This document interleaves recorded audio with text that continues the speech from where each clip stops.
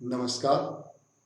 अभी हम चर्चा करेंगे कि जो बच्चे सिर्फ 12th पास किए हैं और जिनका उम्र 18 से 27 साल के बीच में है या होने वाला है, उनके लिए केंद्रीय विद्यालय संगठन में सेवा के क्या अवसर हैं। तो यहाँ पे एक जो है केंद्रीय विद्यालय संगठन, ये आप सभी उनके बारे में परिचित हैं।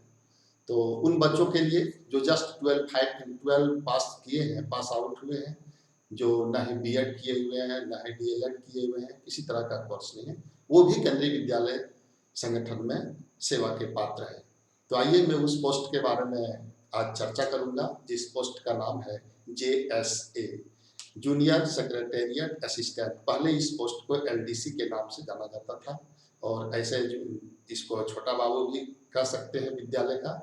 और यहाँ पे ये जूनियर सेक्रेटेरिएट असिस्टेंट का जो पोस्ट होता है, तो मैं ये बताना चाहूँगा कि ये हो सके, बहुत बच्चों को ऐसा लगता हो, क्योंकि जो 12th में होते हैं उनकी सपनाएं बहुत ऊंचा ऊंचा वो देखते हैं, लेकिन इसके साथ भी आप ऊंचे सपनों का उड़ान कर सकते हैं।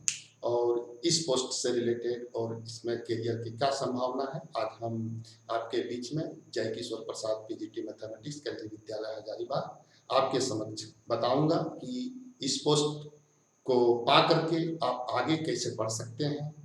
तो यहाँ पे देखिए, जो बच्चे अभी जस्ट 12 पास किए हैं या मतलब पास होने वाले हैं, और उनका एज यदि 18 साल हो जाता है, 18 या जो पहले पास आउट हो चुके हैं और उनका एज यदि 18 से 27 के बीच में है, तो वो इसके लिए तैयारी कर सकते हैं। एक बार यदि आप केंद्रीय विद्यालय संगठन में एंट्री कर लेते हैं तो कोई पोस्ट मायने नहीं रखता है। पुनः जब आप ऊपर के पोस्ट पर आप कभी आवेदन करेंगे तो आपके लिए जो है रिजर्वेशन रहता है। आप उसमें यदि थोड़ा भी मेहनत करेंगे तो आप नेक्स्ट हायर पोस्ट को आप प्राप्त कर सकते हैं। तो वो रिक्रूटमेंट रूल क्या है जो अभी फिलहाल केंद्रीय विद्यालय संगठन ने अभी जारी किया है, मैं उसके बारे में भी चर्चा करूंगा। तो यहाँ पे आप एक चीज के बारे में देखिए कि जो अभी शुरुआती दौर पर है कि इसके लिए हमें करना क्या है JSA के लिए। तो अभी मैं सिलेबस के भी बारे में चर्चा करूंगा और इसकी योग्यता क्या है। तो मुख्य योग्यता इसका 12 पास होना है, और हिंदी और इंग्लिश में टाइपिंग मांगता है। वो टाइपिंग में योग्यता की जरूरी नहीं है, उसमें 30 कुछ 1 मिनट में 30 वर्ड्स, 25 वर्ड्स इस तरह करके, 35 वर्ड्स इस तरह करके अभी इसमें मैं वो भी चर्चा करूंगा कि कितना वर्ड है। तो वो कोई बड़ी चीज नहीं है। पहले आप जो इसका PT जो भी इसका टेस्ट होता है वो आप क्वालिफाई करेंगे, फिर आपका जो है वो टाइपिंग टेस्ट होगी। तो टाइपिंग टेस्ट आप कंप्यूटर बेस्ड टाइपिंग की जरूरत है। तो कंप्यूटर बेस्ड टाइपिंग जो है जनरली आज के बच्चों को लगभग आता है, उसमें थोड़ा बहुत भी आप प्रैक्टिस करेंगे तो वो 1 महीना 15 दिन में आपका हो सकता है। वो कोई बड़ी चीज नहीं है। मैंने इसका कंपटीशन निकालना और इसका सिलेबस क्या है इसके बारे में आज विशेष चर्चा करूंगा। तो सबसे पहले कोई भी पोस्ट छोटा नहीं होता है। आप इसमें एक बार यदि पहुंच जाते हैं तो आप इसमें आगे के पोस्ट भी हासिल कर सकते हैं। दूसरी चीज है कि केंद्रीय विद्यालय संगठन या किसी भी संगठन में इस तरह की अपॉर्चुनिटी होता है कि मान लीजिए कि आप 18 साल हो गए हैं, आप 12 जस्ट पास किए हैं, आपने इस अचीवमेंट को प्राप्त किया है और संगठन में आप नौकरी करने के मतलब कर रहे हैं, और हायर एजुकेशन भी आप इसके साथ कर सकते हैं। आपके लिए इसके लिए खुला मंच होता है। आप जो है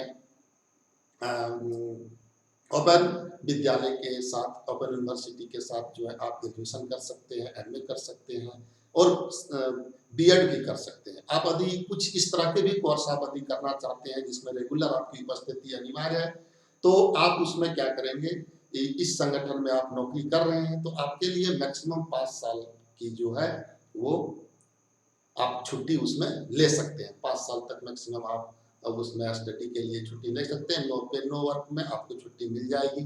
तो आप इसमें जो है एक बहुत अपॉर्चुनिटी है उन बच्चों के लिए।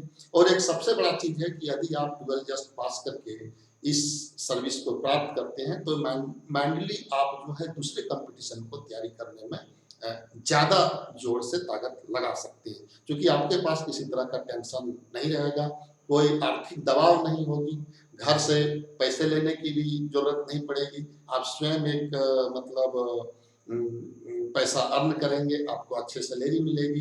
तो आइए एक जो 12 पास बच्चे हैं उसके लिए मैं आज चर्चा करूंगा। तो यहाँ पर देखिए कि सबसे पहले तो आप इसमें से अभी जस्ट जो है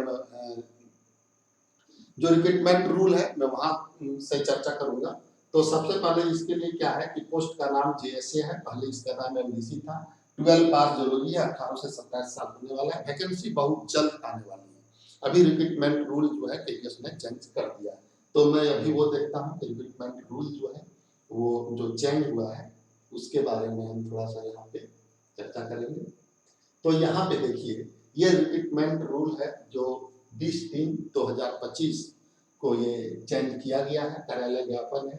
इसमें ये केंद्रीय विद्यालय संगठन के साइट पे उपलब्ध है, मैं वहीं से इसको लिया हूँ। तो इसमें रूल में आप देखिए ये बहुत सारे पोस्ट है। पहला इसमें देखिए ये सारे पोस्ट है, तो मैं सारे पोस्ट के बारे में अभी चर्चा नहीं करूंगा, लेकिन कुछ ये दिखा देना चाहूंगा कि यदि आप केंद्रीय विद्यालय संगठन में आ जाते हैं तो बाकी के जो पोस्ट हैं उसमें भी आपका जो सिलेक्शन है उसकी मतलब प्रोबेबिलिटी बढ़ जाती है, क्योंकि उसमें डिस्काउंट होता है। वो डिस्काउंट में अभी आपको दिखाऊंगा। जैसे यहाँ पर देखिए असिस्टेंट कमिश्नर है, प्रिंसिपल है, वाइस प्रिंसिपल है, PGT computer science, PGT Hindi. अब मान लीजिए कि एलडीसी में आप सर्विस कर रहे हैं और आप मान लीजिए कि पीजीटी कंप्यूटर साइंस बनना चाह रहे हैं, पीजीटी हिंदी बनना चाह रहे हैं, पीजीटी मैथमेटिक्स बनना चाह रहे हैं, या कोई भी पोस्ट इस तरह का है जैसे पीजीटी है, पीआरटी है, हेडमास्टर है, ये सब बहुत सारे जो पोस्ट हैं उसमें आपको एक रिजर्वेशन मिलता है केंद्रीय विद्यालय संगठन में नौकरी करने वालों के लिए।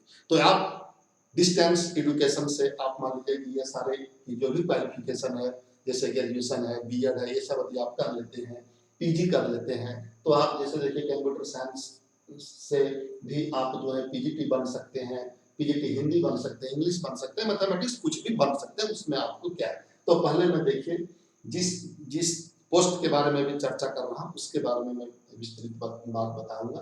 तो ये सारे पोस्ट हैं आपका जो अभी है इसमें जेएसए के लिए। तो जेएसए के लिए देखिए यहाँ पे दे रखा है जूनियर सेक्रेटेरिएट असिस्टेंट 59 में। जब आप वहां से डाउनलोड करेंगे साइट पर उपलब्ध है। तो ये यहाँ पर इसके बारे में योग्यता क्या है, एलिजिबिलिटी क्या है और इसका सिलेबस क्या है वो भी मैं आपको अभी दिखाऊंगा। तो ये देखिए जब मैं 59 पेज पर गया तो 59 पेज पर ये है जूनियर सेक्रेटेरिएट असिस्टेंट का ये पोस्ट के लिए देखिए यहाँ पे जो दिया हुआ है। अब name of the post JSA और नंबर ऑफ पोस्ट जो है 1629, एक बहुत बड़ा नंबर में इसकी वैकेंसी जस्ट आने वाली है। तो आप ये समझिए। Classification equivalent to group C का ये पोस्ट है, ग्रुप सी का पोस्ट है, लेवल 2 है। इसका जो बेसिक है वो आपका 19,900 से लेकर के 63,200। पैसा कोई मायने नहीं रखता है, एक बार आप इसमें आ जाए तो आगे का जो दरवाजा है वो आपको खुलती हुई नजर आएगी। तो इस बात को यहाँ पे ध्यान रखना है। अब यहाँ पे देखिए एज लिमिट जो है, एज लिमिट तो मैंने आपको बता दिया 18 to 27 ईयर, लेकिन 18 to 27 ईयर, बट मतलब इसमें भी रिजर्वेशन है। एससी एसटी ओबीसी जो भी सेंट्रल गवर्नमेंट में रहता है वो आपको मिलेगा। तो मैं जनरली बता देता हूँ ओबीसी का तो 3 ईयर, एसटी एसटी का 5 ईयर जनरली मैक्सिमम एज के लिए। मिनिमम के लिए कोई रिजर्वेशन काम नहीं करता। 27 साल से मान लीजिए जिनका है तो ओबीसी वाले हैं तो वो अपना 3 साल और जोड़ लें, और जो एसटी एससी के हैं वो अपना 5 ईयर जोड़ लें। यहाँ लिखा हुआ है अपर एज लिमिट। अब यहाँ पे देखिए आपको जो मैंने कहा कि एक बार यदि आप संगठन में आ जाते हैं तो दूसरे पोस्ट के लिए आपको क्या है। अब यहाँ पे देखिए जो इसमें लिखा है whether age of educational qualification proceed to direct recruitment will be applied to the promotee. जो प्रमोटी हो रहा है, जो मतलब केंद्रीय विद्यालय में संगठन में है और इस पोस्ट पर प्रमोट है, उसके लिए कोई एज लिमिट नहीं होता है। अब यहाँ पर देखिए एजुकेशनल क्वालिफिकेशन जस्ट मैंने बताया कि 12 पास होना चाहिए या equivalent qualification from recognised board, मतलब 12 पास आपको होना है। फिर कह रहा है कि दूसरा में यह टाइपिंग स्पीड जैसे आपका 35 with per minute in English and 30 with per minute in Hindi 1 computer में आपको जो है टाइपिंग स्पीड क्या होना चाहिए, इंग्लिश में 35 वर्ड पर मिनट और हिंदी में आपको 30 वर्ड पर मिनट। ये आपको वहां पर टाइपिंग करना पड़ेगा जब आप वो क्वालिफाई कर लेते हैं इसका टेस्ट। तब ये बहुत मतलब अपॉर्चुनिटी है, आप एकदम इसके लिए तैयारी करते हैं। अब आता है, अब इसमें देखिए ये यहाँ पे जो मैंने कहा एलडीसी के लिए ये सारे आपका नहीं है इसमें, बाकी का इतना ही था। ये जो केंद्रीय विद्यालय में नौकरी कर रहे हैं उसके लिए बाकी दिया है। अब आइए आपको मैं इससे रिलेटेड जो है सिलेबस के बारे में चर्चा करूंगा। तो इससे रिलेटेड जो सिलेबस है वो मैंने यहाँ पे निकाल के रखा है कि इसमें सिलेबस क्या क्या है। तो देखिए सबसे पहले जो है आपको केवीएस जूनियर सेक्रेटरी असिस्टेंट, ये सिलेबस में सब्जेक्ट जो है 2 पार्ट में एग्जाम है, पार्ट 1 और पार्ट 2। पार्ट 1 में आपका जो है जनरल इंग्लिश के जो है नंबर ऑफ क्वेश्चन 20 रहेंगे। Number of question general English का 20 होगा और 1 मिनट, नंबर ऑफ क्वेश्चन जो है वो 20 होगा और मार्क्स भी 20 रहेगा। जनरल हिंदी के भी 20 क्वेश्चन, एक मार्क्स का क्वेश्चन रहेगा, 20 मार्क्स रहेगा। General awareness and current affair 20 question रहेगा। लॉजिकल रीजनिंग, जो रीजनिंग जनरली हम लोग पढ़ते हैं वो लॉजिकल रीजनिंग आपका रहेगा कितने का, और 20 मार्क्स का। कंप्यूटर लिटरेसी, कंप्यूटर से रिलेटेड सवाल पूछेंगे। बेसिक कंप्यूटर कोई भी बुक यदि आप खरीद लेते हैं मार्केट में अवेलेबल, तो उससे आप इसका तैयारी कर सकते हैं। तो कंप्यूटर लिटरेसी से 20 मार्क्स का क्वेश्चन रहेगा। और लाख जाता है क्वांटिटेटिव एप्टीट्यूड, ये मैथमेटिक्स रिलेटेड बेस्ड जो क्वांटिटेटिव एप्टीट्यूड होता है वो 20 मार्क्स का। टोटल आपका 120 नंबर का एग्जाम होगा। और 120 में यदि आप कहीं 70 या 80 के आसपास ले आते हैं तो आपका जो है सिलेक्शन, फर्स्ट फेज सिलेक्शन जो है वो क्लियर कट है। और ये जो 12 में बच्चे पढ़ रहे हैं उनका अभी माइंड जो है शार्प होता है। आप थोड़ा सा अभी 6 महीना 5 महीना 7 महीना आदि मेहनत अभी आप कर सकते हैं, या जब तक रिक्रूटमेंट इसका नहीं होता तब तक आप करेंगे। और ये बहुत ज्यादा दिन ये समय नहीं देगा, तो आप समझिए कि नेक्स्ट साल तक इसका ज्वाइनिंग फिक्स हो जाएगा। 2025 अभी चल रहा है, 2026 के पहले इस पोस्ट में यदि आप इसकी तैयारी करेंगे तो आप समझिए कि उस पर एक मतलब आप ज्वाइन कर सकते हैं। ये बहुत जल्द, इसका ज्यादा समय नहीं देता है तैयारी करने के लिए। वैकेंसी आएगा 3 महीने के अंदर सारा क्लियर कट होता है। तो ये हो गया इसका। अब बाकी है कि इससे रिलेटेड सिलेबस क्या है। तो इससे रिलेटेड सिलेबस क्या है वो अभी मैं आपको दिखाऊंगा। अब इससे रिलेटेड सिलेबस, एक टॉपिक का सिलेबस जो है साइट पर दिया हुआ है, मैं यहाँ पर आपको दिखाने का कोशिश करूंगा। तो देखिए इससे रिलेटेड जो सिलेबस है,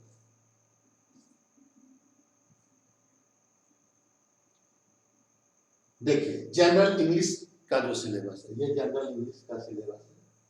तो यहाँ पे देखिए ये जनरल इंग्लिश के सिलेबस, एक सेकंड,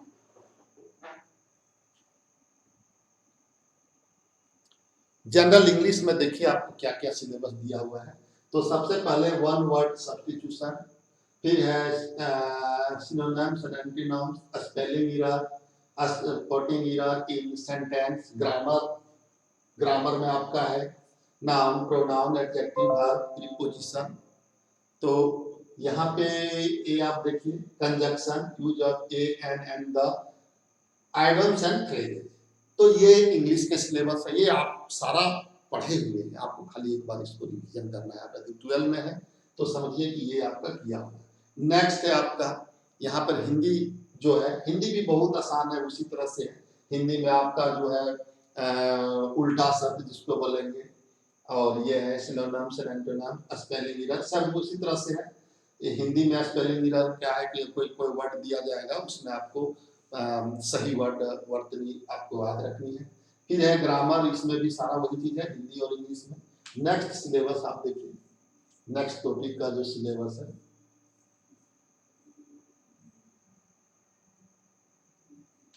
नेक्स्ट टॉपिक का जो सिलेबस है वो मैं अभी आपको दिखा।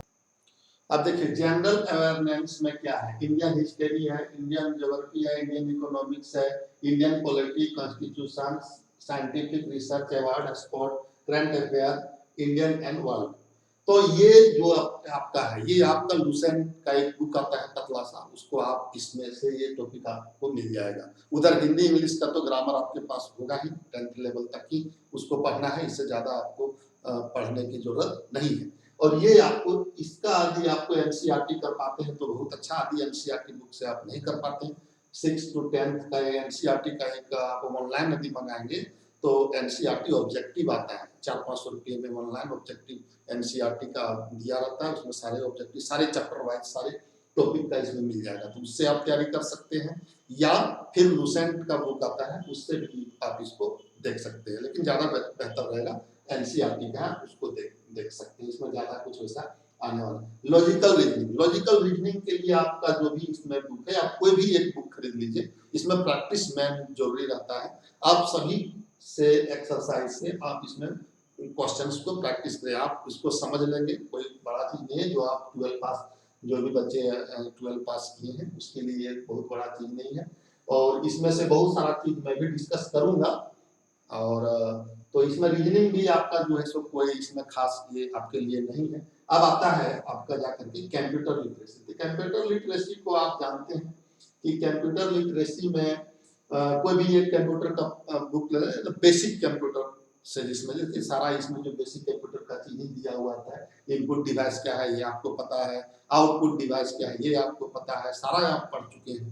खाली उसको एक बार आपको कोई भी बुक लेकर के, इसमें लुसेंट का भी आता है, बहुत सारे का आता है, तो मैं तो इसमें लुसेंट का पढ़ा था, तो जनरली हो जाता है। जैसे हम लोग भी कभी एग्जाम दिए थे, तो इसमें क्या है कि सारा चीज इसमें कोई भी बुक से आप ले लेंगे तो हो जाएगा। उसमें बहुत सारा चीज आप जानते हैं, जैसे इसमें देखिए रैम क्या है, रोम क्या है, ये सारा चीज आपको पता है। इंडियन आईटी एक्ट, इसमें कोई टॉपिक है जो आप देख लीजिएगा जिसमें आपको वीक लग रहा है, उसको ज्यादा से ज्यादा प्रैक्टिस कर लेना है। अब आता है यहाँ पे क्वांटिटेटिव एप्टीट्यूड, ये थोड़ा सा डिफिकल्ट करेगा आपको। क्वांटिटेटिव एप्टीट्यूड मतलब मैथमेटिक्स आपको पढ़नी पड़ेगी। तो मैथमेटिक्स में देखिए, मैथमेटिक्स थोड़ा सा कुछ स्टूडेंट को, मैंने सबको नहीं, कुछ स्टूडेंट को थोड़ा ये दिक्कत करता है। तो यहाँ पे देखिए नंबर सिस्टम, सिंप्लीफिकेशन, रूट, ये सारा है 6 to 10 के ही सिलेबस से आपको दिया हुआ है, लेकिन इसका प्रैक्टिस आपको करना पड़ेगा। तो इसमें भी आप जो है कंपटीशन लेवल का बुक आता है जिसमें बहुत सारे ऑब्जेक्टिव क्वेश्चंस दिए रहते हैं, वो आप एक बुक कोई भी ले लेंगे तो उससे भी आप इसको तैयारी कर सकते हैं। तो यहाँ पे देखिए number system, simplification, roots, average, discount, percentage, ये सारे जो 10th में आप पढ़ चुके हैं। परमुटेशन, कॉम्बिनेशन, तो यहाँ पे line graph, bar graph, pie chart, ये सारे सिलेबस जो है 6 to 10 है। तो इसको आप जो है एक बुक लीजिए, तैयारी कीजिए और आइए केंद्रीय विद्यालय संगठन में आप सर्विस कीजिए, और एक बार ज्वाइन करने के बाद आप इस दूसरे पोस्ट के लिए एलिजिबल हो जाएंगे। वहाँ 50% तक आपको आरक्षण मिल सकता है। तो या फिर कोई अदर पोस्ट में यदि आप जाना चाहें तो आप नौकरी करते हुए भी आप डिस्टेंस एजुकेशन से आगे की पढ़ाई जारी रख करके आप जो है एक अच्छा अपॉर्चुनिटी हासिल कर सकते हैं। तो 12 के बच्चों के लिए बहुत बड़ा सुनहरा अवसर है। समय के साथ यदि आप तैयारी नहीं करते हैं, समय के साथ यदि आप नहीं चलेंगे तो आगे चल करके आपको बहुत सारी असुविधाएं होगी। तो समय अभी आपके पास है, आज से आप शुरू कीजिए, तैयारी कीजिए, जोड़ लगाइए और देखिए। एक बार यदि आपके मन में हौसला आ गया, आप हवाई सपने देखने से कुछ नहीं होता है, एक बार आप तैयारी कीजिए और इसमें आने का प्रयास कीजिए। तो सभी को बेस्ट, जो तैयारी करने के इच्छुक होंगे वो समय को बिना गवाए हुए आप तैयारी शुरू कीजिए और जोरदार प्रैक्टिस कीजिए, ऐसा प्रैक्टिस कीजिए कि आपका सिलेक्शन निश्चित हो। और बेस्ट ऑफ लक आप सभी को, धन्यवाद।